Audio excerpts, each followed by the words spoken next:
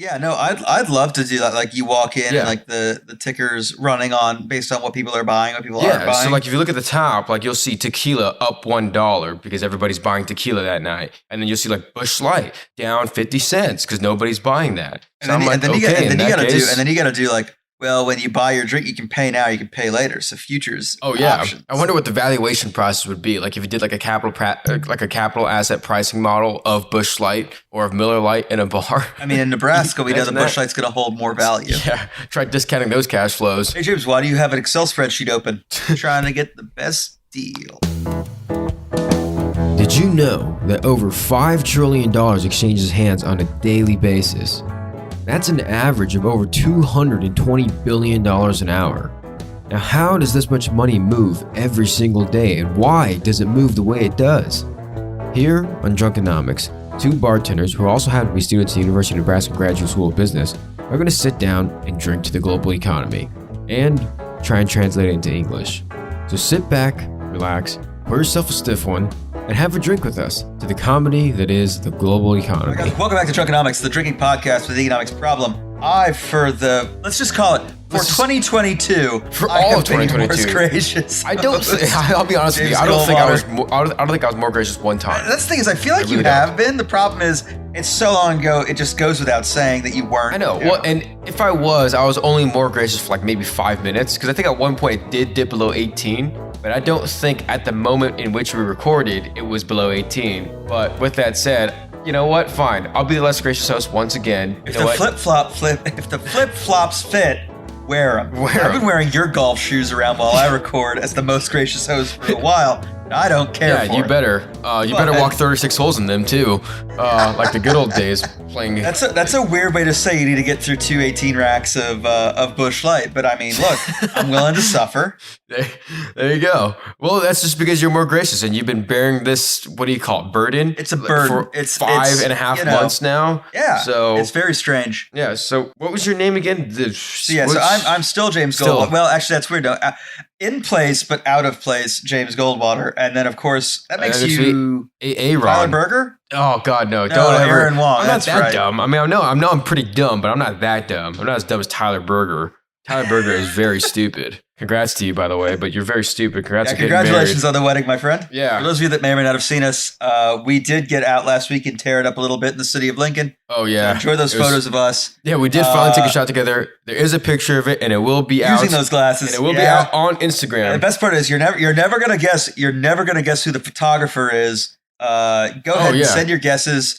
Send them to us on Facebook, Twitter. Shoot them to us on Instagram at Drunkenomical, Drunkenomical. And I did it right. Nice. You did it this time. Yeah, I didn't have to say anything this time. Nice. But yeah, anyways, if you check us out on Instagram, you'll find that picture of us taking the shots. Using from the shot glasses that Kate... The custom super cool shot glasses by Christianella. Awesome. And we'll show you the pictures on Instagram soon. But with that said, I guess what should we talk about? Elephant in the room? I mean, the same elephant in the room as last week, which is the Fed. Here's the best part is we actually got to sit in the room and watch the Fed, and not together. The Fed meeting, but we got to watch the aftermath of the Fed meeting together. The Q&A. We saw the Q&A, so we were watching the Q&A. We did, yeah. And we didn't get to see the minutes, but we got to see the Q&A. The crazy thing was, I mean, it was a mixed market all day, right? Yeah, well, but there was so much green. It's like other things where you're just like, this golf course might be too big. Yeah, but it's too much green. I'm not. There's way too much green. I mean, I can land a plane in the fairway, but like it was a mixed day in the markets. It was up, down, and then all of a sudden the meeting happened. They came out with their announcement, and I think the big reaction, which we all knew the announcement. We all knew, yeah, we all knew the same exact thing. But like, and we were debating this in the bar, and like I remember Champ was like, "Dude, okay, you guys debate all the time. Agree. You debate it in person too. You're not even on the show. He's like, you guys debate it all the time. Like, do you really have to do it in front of all of us?" Like, I'm like, yes. Because we're not debating. We're having a conversation. Yeah, but we're trying to figure out some grain of truth. I'm trying to hear your perspective, and you're trying to hear my perspective.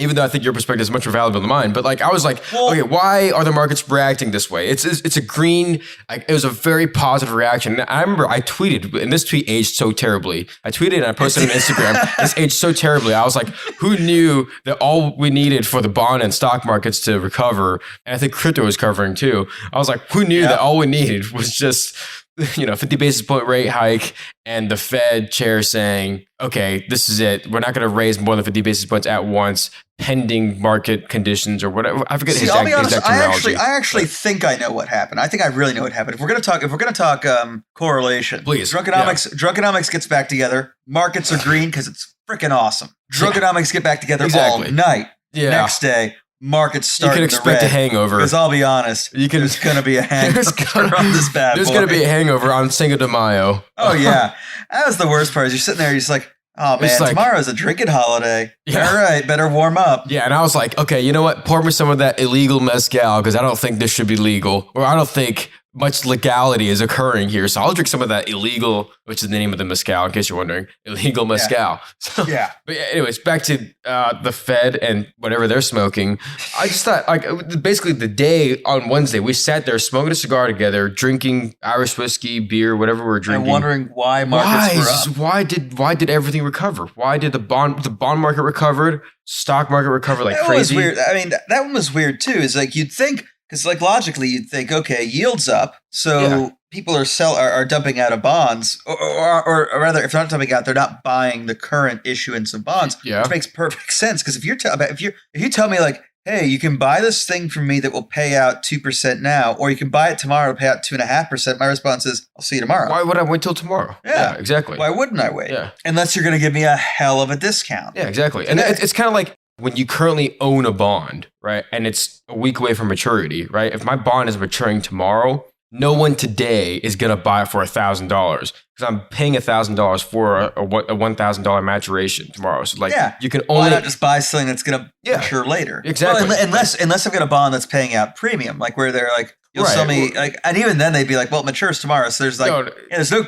they'd be like, okay, so tomorrow I get my $1,000 and a coupon payment. Like, okay, then in that case, then you'll pay the value of the 1,000 and the coupon payment. But they're not going to be like, I'll pay you more than that. I'm not going to pay you premium. Like, yeah, so that's the thing, and I guess it kind of answers the question for like the Twitter, like why would Twitter not be 5420? Because it's not going to trade at 5420 until the swing date of the Elon Musk merger, or if that's even going to happen. But like, it's not going to trade at 5420 because if you know that it's going to be bought from your account at 5420, then why would you pay 5420 for it? Like you would want to pay less for that. Yeah, right. I wouldn't pay 5420 or more. Right. Exactly. I'd say no. This is the max I'll pay. Yeah, the max I'll pay is 50. Yeah, so usually I'm going to make that penny. Yeah, so usually it trades just shy of whatever that. Yeah, so that's how bonds work. That's how the Twitter. Yeah, because like why if someone says like I'm going to buy this thing for blank, so now we have a value. It's like, well, why would I pay more than this guy who's actually going to, no matter what, buy it at that price? Yeah, like when Sprint was bought by T-Mobile, I think it was bought for like $16 a share or something like that. Up until it was actually bought, it was trading at like $15.98, $15.99, like over and over again, right? It kept trading like that, and there wasn't much volume. It was a pretty slow then again, day. Why would you? Because like I know tomorrow every single share outstanding is going to be purchased at this price. Yeah. So I'm not going to pay more than that price. And two, it's like, well, why would I even make the trade if I was in there 6 months ago? Maybe. Yeah, but also like if I'm going to sell it, like if I can just wait till tomorrow to get $16, why would I sell it today for $15.98? It just doesn't make sense. If I need the cash, that's a different story. And that's the next thing is, so like as a buyer, there's that like, why would I pay more? Yeah. And as a seller, it's like, well, why would I sell for less? Right? There's that whole like, so that's what the volumes are slow. It's like if you need the cash to buy something else, then okay, you're gonna have to be willing to part ways for it for a little bit. Or if you're looking like, or if you've got a big enough holding that you're like, you know what, if I sell this for a slight loss, maybe I could offset my taxes. But exactly. So that's pretty much what's happening. But I don't know. Like I just don't get the recovery in the bond markets initially. Obviously, the bond markets now have gotten destroyed. Everything that I tweeted on Wednesday after the bond reaction, after the not bond reaction. What did I say? The Fed meeting. I meant the Fed meeting. Yeah, bond. Yeah. Everything I tweeted on Wednesday, everything I said on Wednesday. Don't talk about the 30-year bond. He says some boomer stuff. He says some I'm the 30-year bond. Welcome to Octopussy. And that, ladies and gentlemen, is my Sean. It's my Sean Connery impression. Yeah, so to all you English people listening, sorry in advance for our poor English. It's almost as bad as our Australian impressions. It's about like Tarantino, right? Remember? That's right. Where's Tim? Oh, yeah, mate. Yeah, I remember when Tim, referencing that one time our Australian bloke decided to make fun of our Australian fake accents, which cheers to you for that. I agree. I mean, on the plus, and this is not financial advice, but like, just looking at what Tim's doing right now, Tim's talking about, and I'll try and say it the way I imagine Tim wouldn't. Please. But crikey, this might be the dip to buy Australian tech in. I'm so sorry, Tim. Hey, that's much better than my drunk attempt. So I'm not even going to try right now. So anyone who wonders what that is about, check out the social media I discussed earlier, and you can just go ahead and find yourselves the invite to the Discord, and you too can observe Tim's just kind of horrifying revelation that Australian tech, that 92% of stocks are down. So if you open up that 25%, 51% are down, or 51% are down 50%. And then 20% are down 70%. So I'd say Australian tech is certainly in what I would charitably describe as a bear market. Charitably, yeah, very charitably, because that's a very nice word. There's other words I have to imagine are going to get used. But like to be fair, it's this week, and it is only for him Tuesday. Right? Yeah. I mean, like what ended up happening last week is just like I don't understand this reaction, right? So like the markets reacted very positively. Every single market, every sector, whatever it was, reacted very positively to the Fed doing their thing that everybody expected. But they're like, oh, we didn't price this, and we never like what? Which I'm like, really? How did? But, yeah, it's like we didn't price in the fact that there wasn't going to be a 75 basis point rate hike the rest of the year. So we're just going to buy everything that we see. So that's what they did. And I think here's the best part. I think it was when I sat there and I looked at Aaron and I was like, I don't understand why everyone's so happy. This doesn't make sense. And Aaron, you looked at me and you went, yeah, man, what are they so happy about? And I looked at, and then I saw the Chiron at the bottom of the screen, and all it said is Fed rules out 75 point basis point BP hike. Rate hike, yeah. And I was like, well, why? Why would you rule it like this time? Yeah, because you're bet with 50. Why are you ruling it out for the rest of the year? I've got bad news. Like it's not even. But it was June yet. but it was also like pending market conditions or whatever. I forget what the terminology was, or the verbiage was. But it was one of those things where it's like already drinking. Like you're sitting here and you're looking at, and it's just like, and it goes back to, because Aaron, you're absolutely right. And what we desperately need is for the Fed officials to shut their mouths. To just shut up. Outside of the Fed meeting minutes and the Q&A. Stop giving markets hints. Yeah. Like if they all have Twitter accounts, they should all be frozen. All right, Elon. I mean, you know what to do, Elon. Elon, you have no idea who I am, but I don't like you. Yeah. Look, it's a market square. You get free speech, but I'll be honest. Just tell them to get the governors of the board to shut up. Yeah, this isn't even an Elon thing. This is Jay Powell.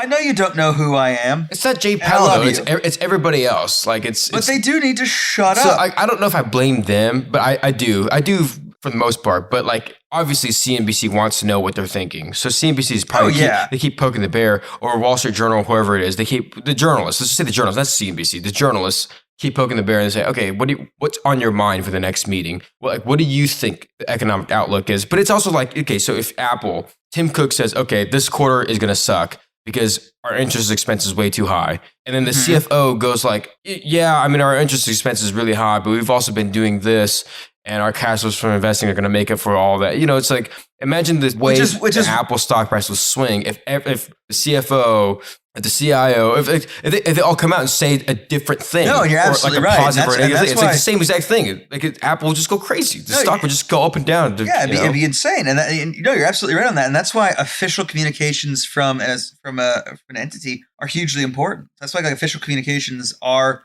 very specifically kept down to like the CEO, the CFO, and then like official statements. Yeah, so it's why Tim Cook's personal Twitter.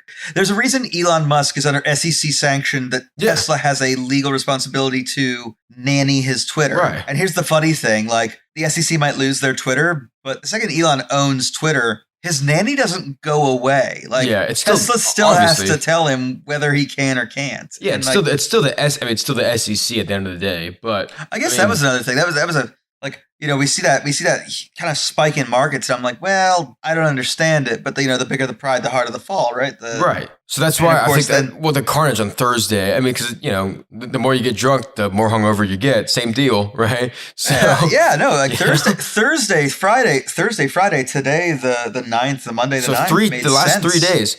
I know it did. Like in my opinion, okay, so less liquidity, velocity of cash going down, velocity of money going down. The only greater difficulty to get the same return, right? Yeah, so like, exactly. Like we talked about last week, like when interest rates are higher, to get that same return, you have to to get the same value in return, you have to get a much higher percentage return. Yeah, I think it's just a obviously you're paying a premium for stocks when you choose to buy stocks instead of bonds. Let's just agree with that, because it's, you're paying for a different type of cash flows. You're paying for equity, which is valued differently than debt, because bonds are debt. They're a lot safer. Yeah, there's all that kind of stuff. Security to being in commercial script. Yeah, exactly. So just think about it that way. Like, you're paying a premium to get into stocks. That's where the trading multiples come in, the price to earnings ratio. Right. Well, the other thing is stock in theory has no expiration. Stock has an infinite lifetime, right? So bonds have a maturity date. Stock, I guess Twitter stock technically does now, or will once they've set the purchase date. But but prior to as a whole, we can say stock does not. Yeah, let's just say this: like, Apple is not maturing anytime soon, right? Their bonds will, but like the actual company, the stock isn't. I don't know. Is anyone going to buy Apple? No way. No one can afford to buy Apple, like, as a whole. But the stock has no maturity. That's why it trades at a premium, because you're paying for an infinite amount of cash flows, right? So you're doing terminal value plus 5 years discounted. A perpetual cash flow. Yeah, in theory, that's what they do. And then because you're paying for the risk to own Apple, you're generally going to pay a lot more than that. But because the bond market is reacting the way it is, because yields are going up, I don't know. It seems like everybody now, like the last 3 days, the market cap for tech lost about $1 trillion in the last 3 trading sessions. 3 days, yeah. Yeah, so Thursday, Friday, today, which today is May 9th, market cap for tech lost $1 trillion freaking dollars. That's a lot of money. And it didn't take long doing it. It didn't take very long to do that at all. And I don't know. Obviously, if we want to talk about why it happened, I think it just inflated prices. I don't want to spend too much time on why it happened. For me, I think it's people look at it and when these numbers don't make sense anymore, and so they're getting out. I think the big reason is like all the institutional traders are just like, okay, we need to raise capital for the bottom. We need cash because we see a downside. Yeah. So like, personally, like, I think when you see a day like this, I think people are bottom seeking still, like the institutional investors are still bottom seeking. And in my opinion, if today was the bottom, and obviously this is not financial advice, but if today was the bottom, there would have been a dead cat bounce in the middle of the day today. I don't think today was the bottom. Well, at least somewhat of a dead cat bounce. I mean, like there would have been some support. In the market. Yeah, I know what you mean. And again, obviously this isn't financial advice. I don't see a bottom right now. I don't see a bottom in sight. And I realize that, I realize anyone who's been listening, I've been saying this for quite some time.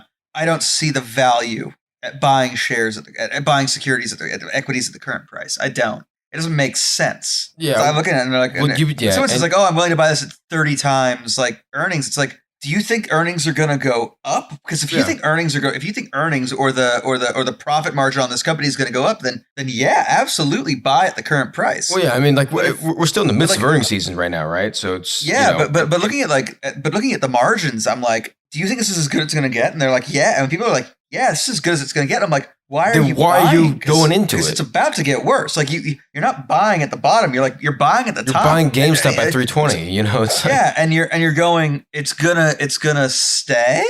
Why? It doesn't. To me, it doesn't make sense. It's we were both looking at the same CNBC article, which has that 40% of people who are invested in it. It says invested. I say that hold because it's not an investment in my book. But 40% of the people that have bought Bitcoin are underwater. It's currently valued less than what they paid. Oh, so you're saying 40% of Bitcoin owners have lost money in their investment, have unrealized loss right now. Yeah. Oh, okay. So that's what that meant. Because I was like underwater. I'm thinking of like, okay, you're getting margin sold out, which I'm like, if you are getting margin sold out, like you have to be on margin at some point. Now I understand what you meant when you said like buy Bitcoin on margin. I was like, shit. That's what I thought. Because I feel like margin calls really on who you are. Yeah, well, I mean, margin calls are like, especially in the last couple of weeks. No, not even the last couple of weeks. Let's just say last half a year. The last half a year, margin calls have just been going off. Which I think is part of the reason why there's such an acceleration to the downside is because all this liquidity in the markets and then all these margin calls happening all at once. and then all at once again, and then all at once again. Like every week, there's it seems like there's like a wave of margin calls. It's like, let's go surfing. Like it's just everybody's going surfing. but I mean, let's put it this way. Like when we say like every 40% of current holders of Bitcoin, there's a really it's really weird, because what does that mean? It means I suppose what I mean is that's 40% of the wallets that hold Bitcoin, not 40% of the Bitcoin that exists. So like it could be like 40% of people, but 2% of Bitcoin that currently exists. But for me, it's okay, of all the wallets out there, 40% are underwater, as written in the article. And then it's like, okay, well, how many of those wallets have never been active or are considered or are deemed inactive because they've been physically thrown away, the password's been lost, whatever it was, the person who knows the password's dead, right? So like Bitcoin that will that are outstanding, but that will never be actively used. Yeah, well, I mean, let's just take a look at everything. Because then it's like, well, if 40% of if 40% of the holders of any other investment or security were the value is currently less than the value they paid for it, I can't imagine the market. Let's put it this way. I imagine if we were watching The Big Short and 40% of households. 10% was what destroyed the housing market. Right. 40%. Well, I mean, so like what I'm saying is like, so everything is at 52-week lows except for Bitcoin. Bitcoin is right about there. Bitcoin was because it dipped down below 30,000. It did for a minute, yeah. It did, yeah. It's back up near 32. That's my look. But like, and the only reason why it's not a 52-week lows is because for like a second there last July, it dipped below well below 30,000, and then it went right back up. Like 36, 37. Yeah, but I'm sorry, it was down at like 29,000 for a minute. That's what it was. Exactly. Like back in July. So it's pretty close, because for a second there it did dip below 30,000 today. I think it was today. Mm-hmm. And then like I remember me, I think Josh Brown on CNBC, the guy on CNBC, I think he's hilarious. I think Josh Brown is so funny. And one of the things I heard him say the other day was Bitcoin. Like nobody cares about Bitcoin anymore. Bitcoin is the boringest story I've ever heard in financial news. And it's because it's just been consolidating. It's been trading sideways. I want to see Bitcoin do something. It needs to go up or go down. And then I'll start paying attention to Bitcoin. Well, it's down. Yeah. Although I did enjoy what was it Warren Buffett said at the at the Berkshire meeting? Yeah. I wouldn't buy all the Bitcoin for $25. I wouldn't buy all of it. I'd buy half of it for 25,000, but I wouldn't buy all of it. Like he said, I think he said 25. Sorry, for 25. Yeah, that's what I meant. Here's my thing. Right now, if someone said I'll sell you half of Bitcoin for $25 and it was legit, I'd buy it. Yeah, but I'd sell all of it. Yeah, but the thing is, like, what's the point of owning all the Bitcoin? Like, what are you going to do with it? Oh, no. And I know exactly. At that point, I saw that response, and I understand that exactly. Yeah, now you got to convince the entire world that it's actually available. It'd be like, well, on the plus side, if you're Warren Buffett, you absolutely can. Well, I just looked it up. Bitcoin's market cap is about $500 billion right now. It's at 586. Look, would I buy half of that for $25? I absolutely would, right. And I would turn around the next day and I would sell it. Sell it all, absolutely. And as long as I was able to sell one of them at current market value, I'm ahead. Right. But the thing is, like, I don't know. Like, I'm kind of caught between a rock and a hard place, because I think a bottom needs to be in sight because of inflation, right? But at the same time, we also have stagflation. So it's like, okay, do you really want to go to equities? That's why I don't see the bottom. Yeah. So the reason why I'm kind of between a rock and a hard place is because it's like, where do you go to protect yourself against inflation? You go into equities. But where do you go to protect yourself against stagflation? Well, you certainly don't go into equities. And if the dollar index is at 103 or whatever it's at, which is still historically pretty high, it's above 95 or 98 or whatever it is. It's above 100 is all that matters. Okay, cash isn't the worst thing to own right now. And I think it's just being reflected in the broader markets. Dow's down, S&P's down, real estate's for the most part kind of going sideways, but mortgage rates are through the roof still. It's still going. It's still trending that way, like even more. So if you want to buy mortgage rate futures, if they even exist, someone will make them for you. I think so too. I hope so.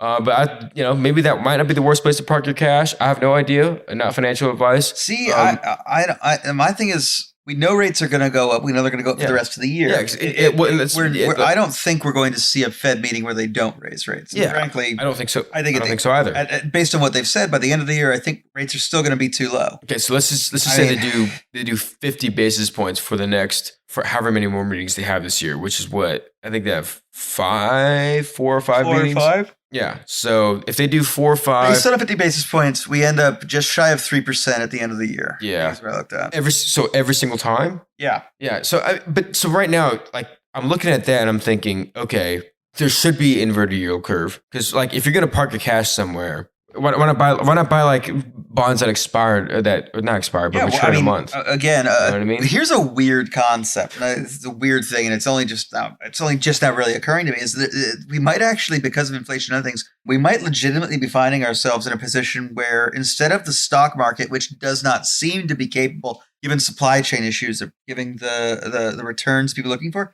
it might actually be a market where it is in your best interest to go out and actually start a business that conducts operations and provides a service. So you're saying because at least small businesses, but wouldn't that still affect the bond markets for the most part, or would that not? Will it affect bond markets? Of course. I mean, in the end, in the long run, yeah, it'll affect, at the very least, it'll affect real estate markets, especially commercial real estate markets, because you need a commercial real estate location to be in. What I'm saying is, like, if you're looking for return on your investment, we might be getting to a point, we might be for the first time in maybe 30 years getting to a point where maybe it's better to actually start selling that's doing something instead of spending money instead of just parking at the stock market to actually go and make something. So like what I mean is like if you want to be a millionaire, maybe going to become a long haul trucker, thus maybe buying trucks might be buying trucks might be the way to go. Yeah, but I hate to pick apart your specific example. No, pick it apart. I know, but it's a very specific example. So I'm just because it doesn't really matter like in terms of the broader market. But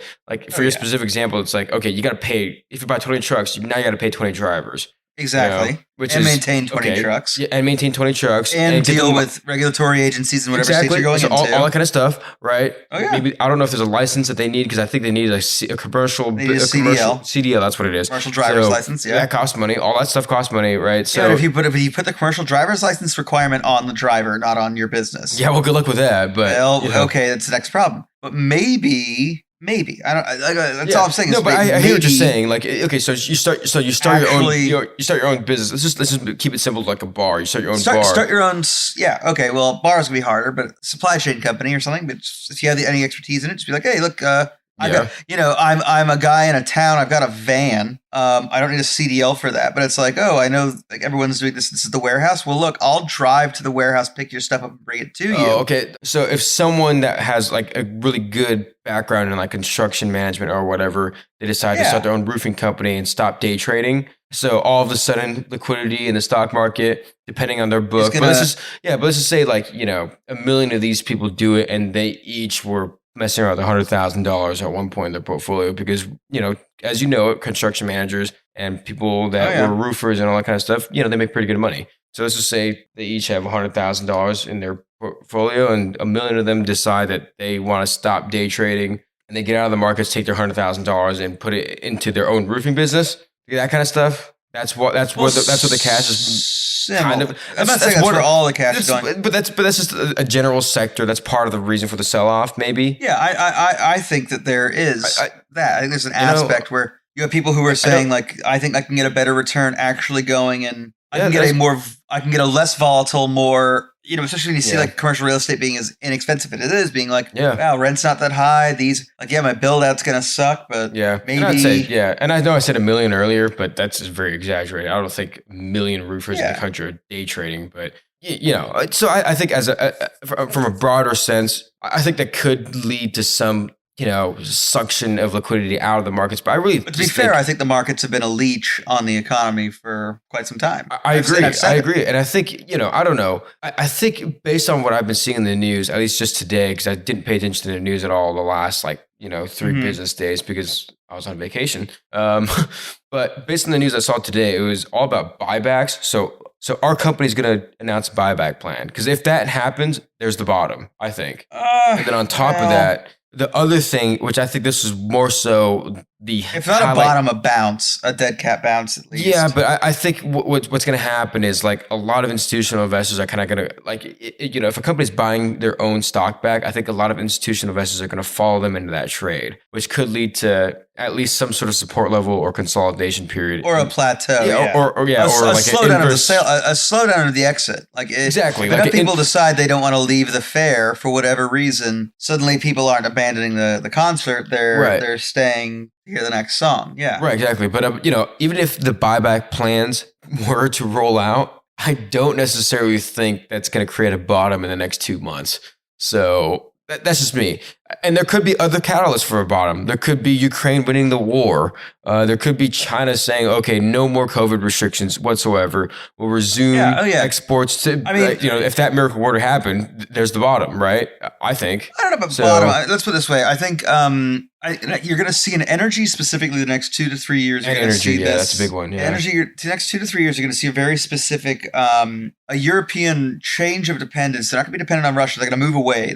They are moving away. They just don't have the infrastructure in place to get from a different source yet, which is they have to move to ports in many cases, which is a little less efficient than a pipeline. But at the same time, if your neighbor's an arsonist, you probably shouldn't be paying him for your fire insurance. It's a bad, it's a bad idea. It's a bad business model on your end. But also, it's not a great plan. Well, I mean, I'll say this too. In Texas, there are a few people in Texas that are that are on the whole hashtag Buy Texas train, which they're obviously clearly referring to commodity prices and the amount of oil that Texas produces.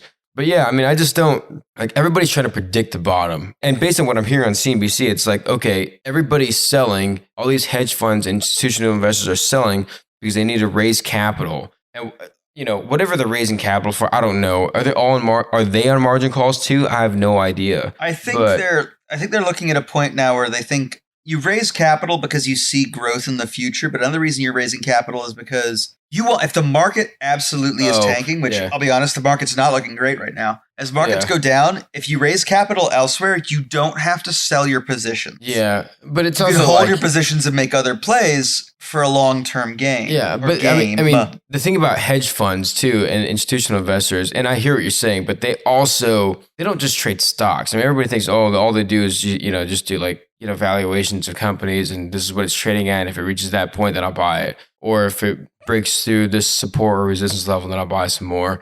But they also trade Forex, they trade international bonds. What foreign currency would you look at buying? I mean, look, Russia's absolutely, the ruble's a steal right now, but you're not going to be able to cash in for 3 or 4 years. Ruble's not a steal right now. The ruble's actually trading above what it was. I think last time I saw it was trading above what it was before. So it's trading at 1 to 0.14 of the US dollar. To 0.014. That's how I died. Right. Look, I'm really upset. I was planning on going down there with $20 and just having ruble, just having a stack, that thick stack of rubles, so I could feel like baller. I'm going to play poker. Dude.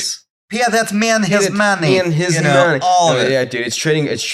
The ruble is currently more valuable than it was before the start of the war. Yeah, it is. You're right. I looked at that. It is. The start of the war. That's fair. So the start of the war is about 80 to 1. It was about 75 to 1 US dollar, 75 to 80 to 1 US dollar. And then there was a point where a dollar got you 110 or something. Yeah. You know what? There was a point where I should have just gone and done it. I should have just gone and bought the rubles at that point, because you know what? They were cheaper than poker chips, and they would have been more fun. Okay, so if you had bought the ruble at 130 or 120-ish, I could be selling it now. You had about doubled your money right now, right? So I know. Yeah. So I mean, is it currency speculation? I have no idea where they're parking their money. Absolutely. I have no idea. But my thing is I just don't. I'm trying to figure out where the money's going. Oh, I thought you were asking, is that currency speculation? No, of course it's that. Yeah, no, that I'm saying is it currency speculation as in terms of that's where they're parking their money? But my thing is I'm trying to figure out what's happening. Also, right? fun fact: Russia had its Victory Day parade today, and I'll be honest, usually you should don't you actually have to win the war before? You should win the war first. Russia, you've had the parade before you won the war. Yeah. You can't do it. Well, I mean, my thing is eventually, what it comes back to is I'm trying to bottom feed here. I'm trying to I'm not a CMT. I mean, and I'll tell you this: we know I could sit here and I could do I won't. Lazy. I could tell you what the actual bottom is on the entire market. And it really boils down to this. What is the book value of all these companies? That's the bottom. And this isn't financial advice. The broad market this is just common sense. Yeah, but the broad market will never trade at book value, ever. Oh, yeah, no. So, but I'm saying that's the bottom. That's the logical bottom. That's the logical bottom. That's you know how we talk about the difference between Celsius and Fahrenheit, and it's like, oh yeah, well, freezing is 0. No, freezing's 32. Yeah, it's like that 32 degrees difference, that plus or minus 32. Where they came up with the Fahrenheit. That's the book value. Yeah. That's the book value. What I'm saying is like, so the book value is just like, okay, so you take all the assets minus all the liabilities. That's how much you get, right? That's the book value of a company, right? So obviously, that's the bottom. If you own the company, that's the logical bottom. That's the logical bottom, right? So if you see a company trading 1 to book, it's like, okay, doesn't mean it can't trade lower than that. Sometimes they do. Well, I was gonna say, if you ever see a company, if you ever see a stock trading lower than its value in a company, you need to ask yourself 2 questions. Is this a legitimate company? And if it is, you should be like, the next question should be is, how can I get the cash to buy it?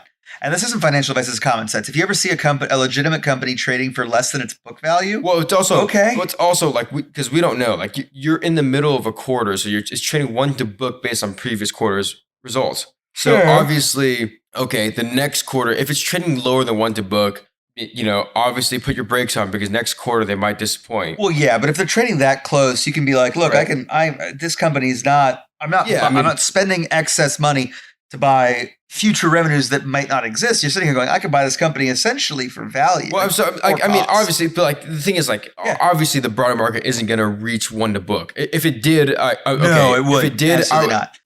What I'm just saying is that's the bottom. Yeah, I mean, if it did, I'd buy everything. If you ever start to see that, feel free to know, we're going to start going up pretty soon. My thing is, okay, so bond market crashed, stock market crashed, crypto crashed, whatever market there is, it's crashed, right? And there's 8% inflation. So, if you're going to cash, you're losing 8% a year, let's just say. But if you buy a stock, you're losing 20% a year. So, like, I don't know. I think a lot of these hedgies, a lot of these institutional investors, I think they're just going over to cash because maybe it's not losing as much as fast. Or maybe they're waiting for the bottom. Maybe they're timing the bottom. Maybe they have their CMTs that are saying, okay, the bottom is May 17th. This is a made up date. So don't even, May 17th could be a Saturday. So I don't even know. But maybe that's happening. So the point I'm trying to make is like, I just don't know where the cash is going, and I'm trying to figure it out. I'm trying to figure out, and that's the other thing. Is like, and if it's staying as cash and going back into the Federal Reserve because of their the unwinding, whatever you have rate hikes, you have the unwinding of the balance sheet, and obviously that's slowing down money too. So I get that. I understand the reverse repo. Yeah, so the actual all those reverse things, part of it. Yeah, the actual repo part of it, rather. Yeah, the reverse. Yeah, so the actual returning of the assets and taking the cash out of the economy.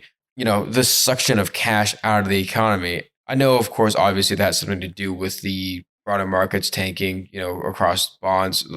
Bonds traded below 900, like 10 years traded below $900 for the first time in forever today. Yeah, that's crazy. That's just absurd. Yeah, it's something that we saw theoretically in class. But it was never called the 10-year treasury. It was called just this bond. This is the risk-free. Yeah. Yeah, this is the risk-free. These are market conditions. This is the value. And it's this is the most simple asset there is out there. So I would never pay more than $887.26 for this because given the current time and the coupon and all that kind of stuff. But now the coupon is what, like 1.8 or something like that. I forget what it is. The coupon's like 1.8. The yield is above 3 now. And the yield has been above 3 for a while. So, and I think what happened on Thursday, Friday, and today was a very appropriate reaction to the broader markets, to be honest with you. Agreed. The Wednesday reaction made no sense to me. I was sitting there going, why did they do this? Why? I still don't get it. Because they started Cinco de Drinko early. That's the only conclusion I can come to is they started drinking the tequila early. And they were just in it to win it. Yeah, well, because you said something to me and I was like, that still doesn't make sense, man. Like, it just doesn't make sense. And then you said something else to me and I was like, that also doesn't make sense as to why I would buy bonds. It's just, or stocks or whatever. Like, none of that makes. And to be fair, I think I forget what I said, but I just thought I was like, yeah. I mean, maybe some of the things you said. What I said is like these are. I was just looking at like, these actions could cause this. Yeah. But there was still no reason for those actions to be what people were doing. It was just like you were like, yeah, that's definitely how that would work. 8 plus 8 is 16. I don't know where you're getting that. Where you're Second getting these eight eights from. from. I don't know what's happening. Like, it doesn't make sense. So you're saying things, and I forget what you were saying too, but like it was like, okay, you're saying things that makes like the actual thing that you said made sense, but in terms of how it fit into like the actual broader market. So okay, they're raising rates. Why do the markets go up? Because liquidity and cash supply and cash velocity is going down, right? They're raising rates. That's what that means. And they're also unwinding their balance sheet. That means less cash supply, all that kind of stuff. And the market still went up. And I'm just like, okay, someone please explain this to me like I'm a golden retriever, you know? Like, please help me understand One of the brains that got me here. That's for sure. But I'm just like, please explain this to me because it doesn't make sense. The only way it makes sense is because some idiot didn't price it in, but then the next day they realized, okay, it was priced in because on Thursday, you know, we all saw that day of carnage. Yeah. And then of course today we all experienced today's carnage. You know, so after seeing this outcome, it just like now it makes sense. Right? I think the 10th. Here's the thing: it's Tuesday the 10th. I think will be maybe an up day. The futures are already slightly but up. I don't. Yeah, but I see. But it doesn't make sense though. Here's my. Here's like, kind of as far as like okay. So like I said earlier, one of the big headlines that I kept seeing today was everybody's trying to save up capital or they want to raise capital. That's what I was saying. Did I say save capital? Yeah, no, you're saying raise capital. Save cash. So what do you think? Yeah. So what do you think that's for? You know, like in your opinion, what do you think that's for? I couldn't tell you. I don't see like. Are they waiting for an announcement for buybacks? Like just a broad market buyback announcement? I think you'd have to be at that point. But the next point, it's like, and I hate buybacks. I hate buybacks. I think if someone says I'd rather buy back stock than expand my business, my response is, are you admitting then that you have reached terminal? Well, no. It's more of a control thing, right? Because I get it. Like, yeah, but this thing about buybacks. I'm not saying I don't understand buybacks. I'm sure that we're on the other side of it. I'd be like, well, I have to use buybacks. Well, the reason why I like it is because okay, now you're getting because this is your baby, right? Like, if this is a company that you started, this is your baby. My issue remains when a manager who's being mainly paid in or bonused in stock can use corporate money to drive up the value of their personal options. Like that I totally understand. Instead of doing what maybe, not every case, but maybe in the long-term interest of the company because they don't plan on cashing out once that's back. Listen, James, I totally understand that. Yeah. I totally understand that. But what I'm trying to say is like, you know, I get buybacks. I don't think they should happen very often. I don't think they should happen every time the market corrects. I think that's stupid. No, but the thing is we see buybacks every quarter or at least every year. It's like, nah, this is too often. Yeah, I mean, look at Starbucks. They have a buyback almost every time, right? I mean, every time. It's too often. But it's okay.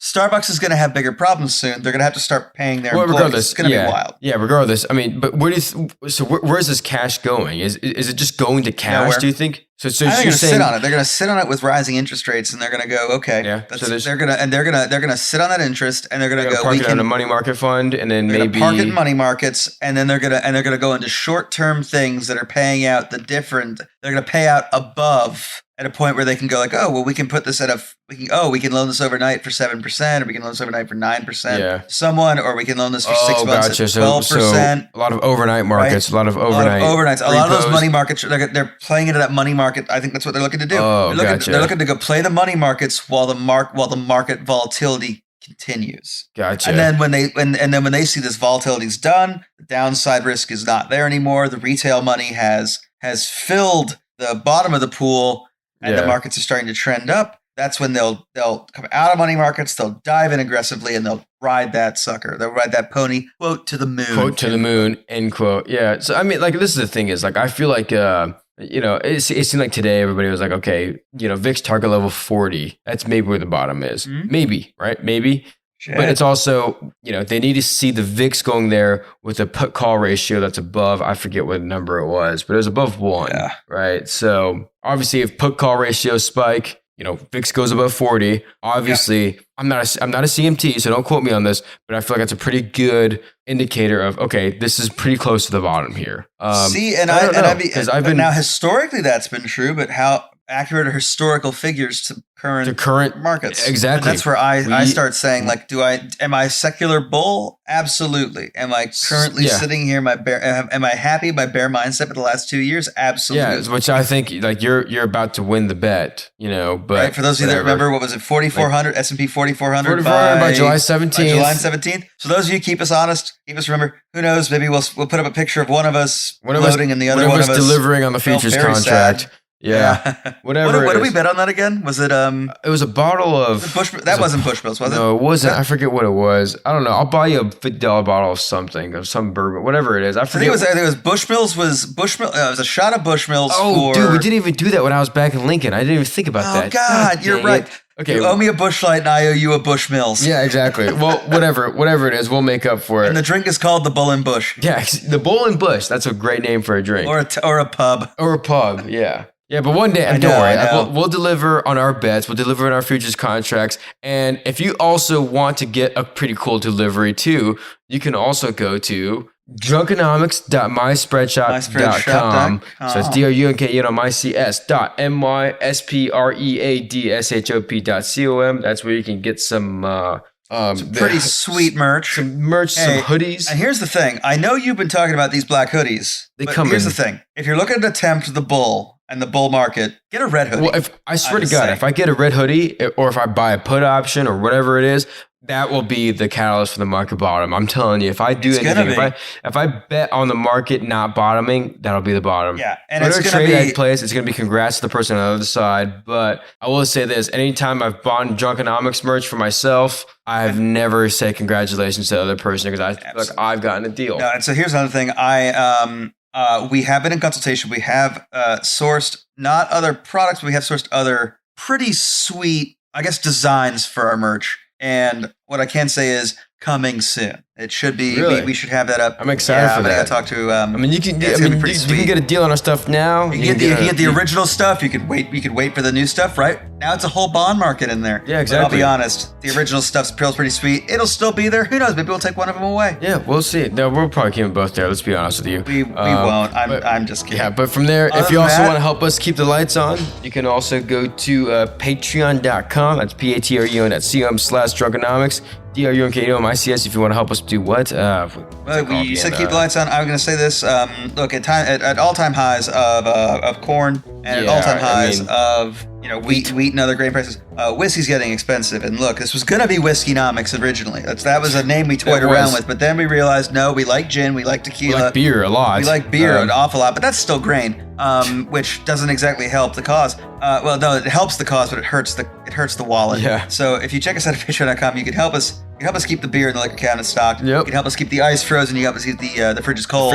And you can and you can help keep the mics hot. And let's be fair, the dogs fed. Yeah. But yeah, either way, whatever you do, I really appreciate it. I really appreciate your generosity. So far, all you econoholics and Drunkenomics have been great. I've loved interacting with you guys. Yeah, we've had some really fun interactions. I guess. The only thing I'd ask for is again, write us a review. Just tell us what you like, what you don't like. Just review us somewhere. It does help us on the algorithms. That's just a fun fact where it's just like people are like, which obviously we won't say no to, but it's not just two weirdos.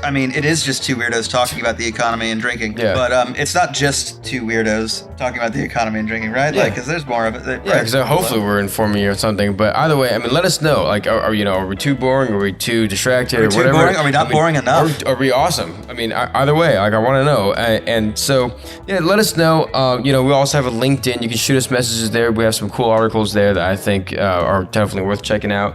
And with that said, I really appreciate you guys filling and killing with us. Every drink with you has been amazing, and I've certainly enjoyed it. Absolutely. Every hangover, not necessarily, but every hangover I hold you all personally responsible for. I don't want to indict them of that because I was the one pouring for myself. I want to indict them for it. I can't. I can't actually do it because it just makes no sense. Yeah, I want it to be their fault. But what will help is if you play chestnut checkers. If you don't brag, just say. If you don't, it only gets worse. But most importantly, if you, it'll help if you do that. What's that called again? Well, if you just stay drunkenomical like we know you will. Cheers, my friend. Cheers.